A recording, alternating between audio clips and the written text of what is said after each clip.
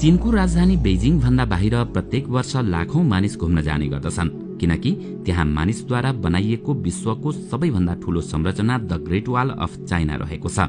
त्यो पर्खाल यति ठूलो छ कि त्यसलाई एकसाथ हेर्न न कुनै ड्रोन काम लाग्छ न त प्लेनबाट नै त्यसलाई पुरै हेर्न सकिन्छ।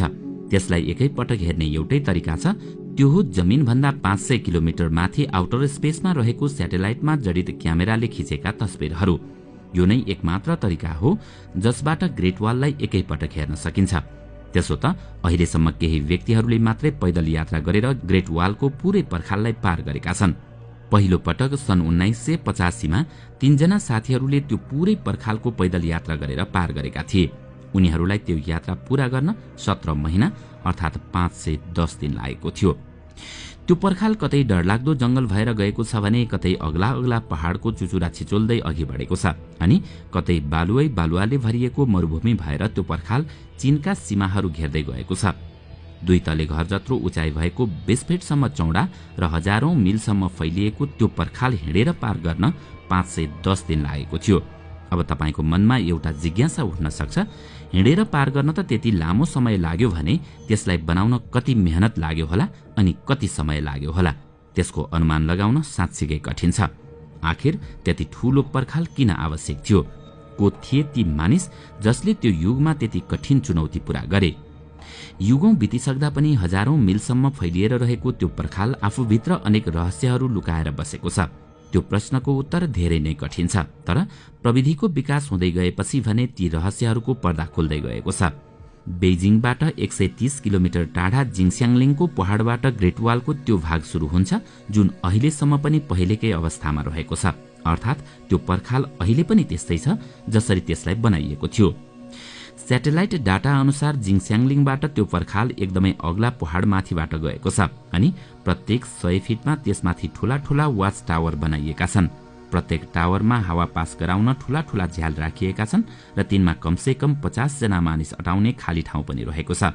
विशेषज्ञहरूका अनुसार ग्रेट वालको पर्खालमा यस्ता 25,000 वटा वाच टावर गणना गरिएका छन् जुन मिङ डाइनेस्टीले चीनमा शासन गरेको समयमा बनाइएका थिए। पर्खालको त्यो भाग र वाच टावर आजभन्दा लगभग 650 वर्ष पहिला बनाइएका हुन्। विशेषज्ञहरूले वाच टावर खोजी गर्ने क्रममा पर्खालमा ठूला ठूला प्वाल पनि देखेका थिए। ती प्वाल पनि पर्खाल निर्माण गर्दा नै बनाइएका हुन्। विशेषज्ञहरूका अनुसार पर्खालमा बनाइएका ती प्वाल आक्रमणका बेला प्रयोग गर्ने गरिन्थ्यो।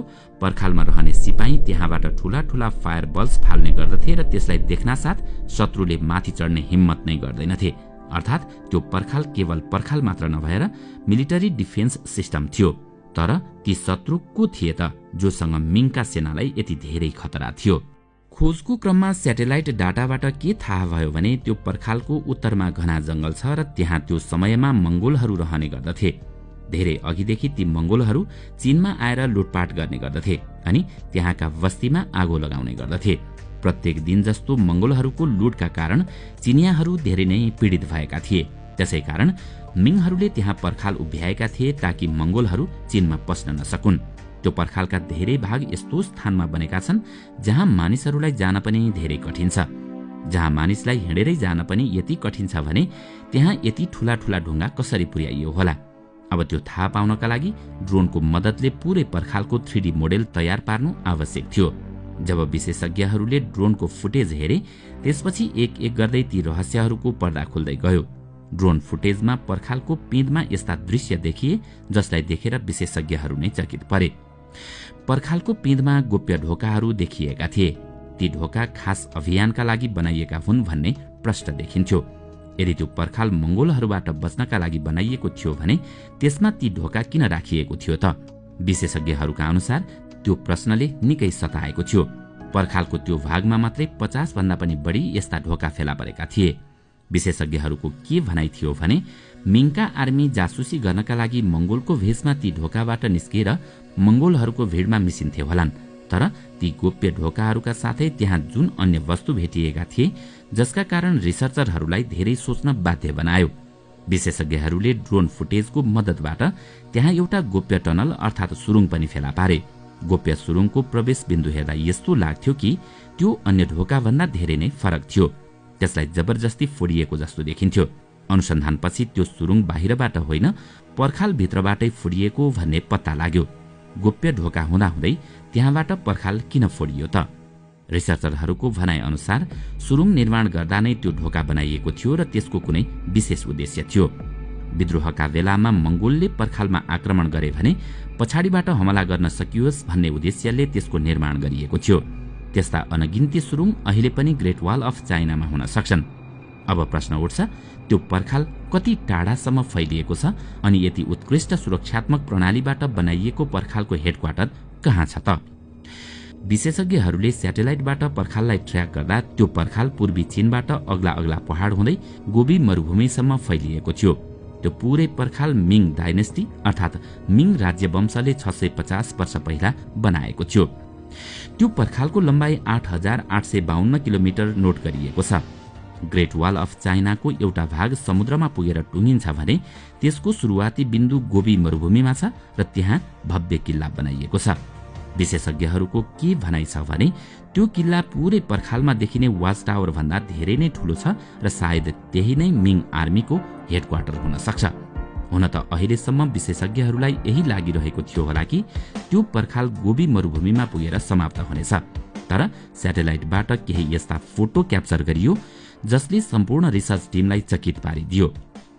स्याटेलाइट इमेजमा एउटा भत्केको पर्खाल त्यहाँबाट पनि अगाडि गइरहेको देखियो।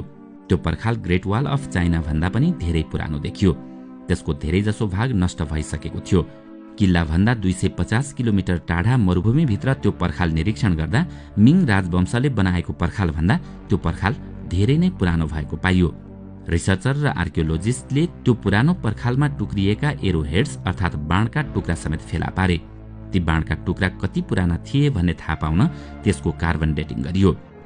ल्याबमा ती बाणका टुक्राको कार्बन डेटिङ गर्दा ती 2200 वर्ष पुराना अर्थात मिङ डाइनेस्टी भन्दा पनि 1500 वर्ष पुराना भएको पाइयो। तर त्यसबेला न त चाइनामा मिङ राजवंशको शासन थियो र न त्यस युगमा मंगोलहरू नै थिए। त्यो पुरानो पर्खाल कसले र किन बनाएको थियो त? यति मात्र होइन, त्यो पुरानो पर्खालमा माटोबाट बनाइएका भत्केका अचम्म लाग्दा संरचनाहरू पनि भेटिएका थिए जसको उद्देश्य के थियो त्यो कसैलाई थाहा हुन सकेको छैन। तर त्यहाँ केही यस्ता प्रमाणहरू पनि फेला परे जसले रिसर्चरहरूको कठिनाइलाई सहज बनाइदियो। पर्खालमा रिसर्चरहरूले काठका केही यस्ता टुक्रा फेला पारे जसमा चिनिया भाषामा केही लेखिएको थियो। मरुभूमिभित्रको बालुवाभित्र दसिएका ती काठका टुक्रा 2000 वर्षभन्दा पनि पुराना थिए र राम्ररी संरक्षित थिए। त्यसमा लेखिएका अक्षर राम्ररी पढ्न सकिन्थ्यो। जब चिनिया विशेषज्ञलाई त्यो पढ्न लगाइयो तब थाहा भयो कि ती काठका टुक्रा कुनै मिलिटरी कमान्डरका थिए जसमा केही इन्स्ट्रक्सन लेखिएका थिए। त्यसमा लेखिएको थियो, हान्स अर्थात शत्रु पक्ष हमलाका लागि आए भने सबै वाच टावरमा झण्डा फहराउनु र राति हमला भएमा वाच टावरमा आगो बाल्नु। हान्सले 2200 वर्ष पहिला त्यो क्षेत्रमा शासन गर्दथे र तिनका योद्धाहरू मंगोलहरू भन्दा पनि धेरै खतरनाक थिए। यति मात्रै होइन, ती काठका टुक्रामा शत्रुको संख्या जनाउने तरिका पनि लेखिएका थिए। अर्थात् यदि 1000 घोडसवार बोर्डर नजिक आइरहेका छन् भने विशेष सिग्नल दिएर सबैजनालाई सजग बनाउने गरिन्थ्यो। त्यो सबै थाहा पाएपछि एक्सपर्ट र रिसर्चरलाई त्यो अनौठो संरचना वास्तवमा 2000 वर्ष पुरानो वाच टावर थियो भन्ने जानकारी भयो। हजारौं मिलसम्म फैलिएको त्यो पुरानो पर्खालका साथै रिसर्चरहरूले केही यस्ता प्रमाण पनि फेला पारे जसबाट के साबित भयो भने त्यो पर्खाल बोर्डरलाई सुरक्षा दिनका लागि मात्रै बनाइएको थिएन, त्यो सिल्क रूटको सुरक्षा गर्नका लागि पनि बनाइएको थियो। सिल्क रूट प्राचीन जमानामा व्यापारका लागि प्रयोग गर्ने गरिन्थ्यो जसले चीनलाई पूर्वी र पश्चिमी देशहरूसँग जोड्दथ्यो। त्यो रूटमा धेरैजसो रेशम अर्थात् सिल्कको व्यापार हुने गर्दथ्यो। त्यसै कारणले त्यसको नाम सिल्क रूट राखिएको थियो।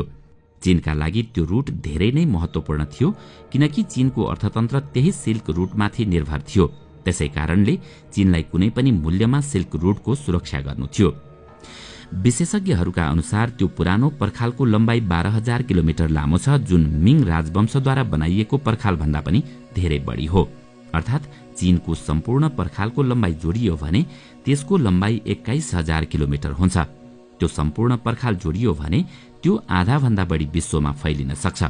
एउटा नयाँ रिपोर्ट अनुसार ग्रेट वालको लगभग 40% भाग भत्किएर नष्ट भइसकेको छ। मिङ राजवंशमा त्यो पर्खाल बनाउँदा लगभग 4 लाख कामदारले ज्यान गुमाएका थिए। त्यतिबेला पर्खाल बनाउनका लागि जबरजस्ती सजायका रूपमा काममा लगाउने गरिन्थ्यो र त्यतिबेला मर्ने मजदुरहरूलाई त्यसै पर्खालभित्र गाड्ने गरिन्थ्यो। दर्शकवृन्द, आजको श्रृङ्खला तपाईलाई कस्तो लाग्यो? हामीलाई